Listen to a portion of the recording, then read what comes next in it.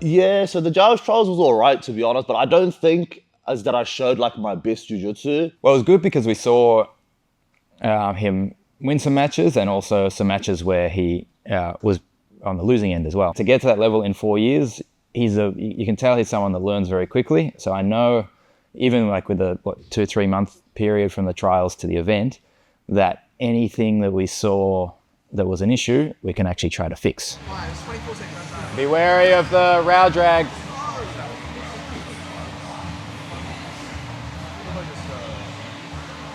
Nice. Think about that top arm below. Yeah.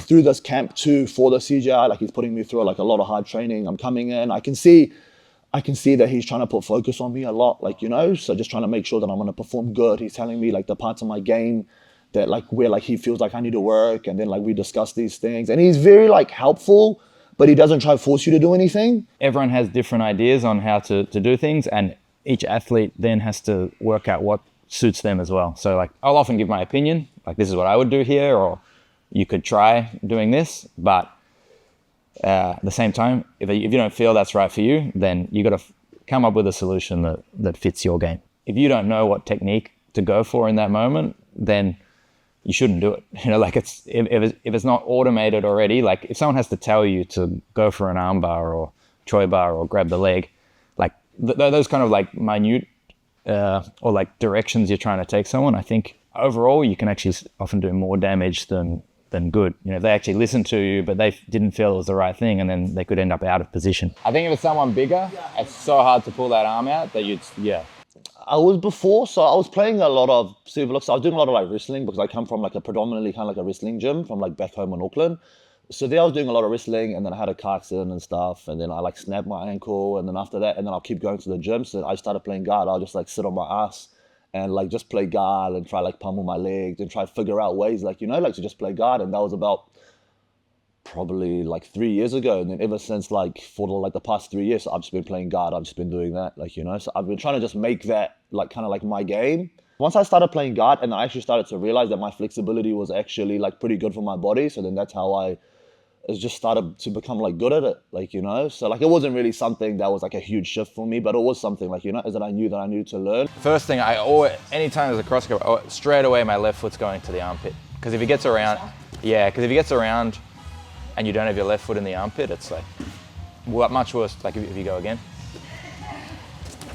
yeah, and getting on your left side, yeah. You just here, you're pretty safe, right, with that foot there.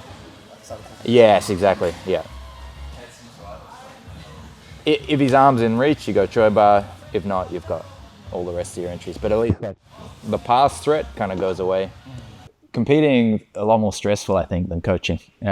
Coaching is stressful in that, you know, obviously, I just feel like you put a lot more pressure on yourself as a competitor. You know, like the day before competing, I'm usually extremely nervous. Obviously, this is the first comp that I'm going to be doing that's going to be kind of like in front of the world. It's going to be against the best guys in the world, like, you know, like, so kind of like leading up to this point, I've just been like competing in like local scenes, but like psychologically there's not been much like difference, like, to be honest, eh? 'Cause at the end of the day, it's still a comp. Like, it's obviously going to be in like a bigger show, a bigger stage against better people, but at the end of the day, it's still jiu-jitsu. Well, I think he's got a real chance to shock the world.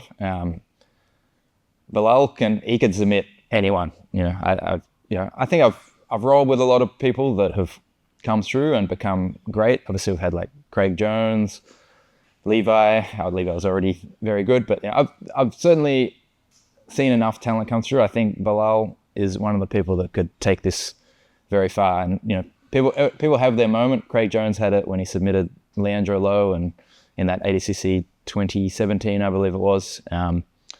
And hopefully this is that moment for Belal. I still think he's on the way up. Like, it's nowhere near his peak yet, but already he's going to be very dangerous.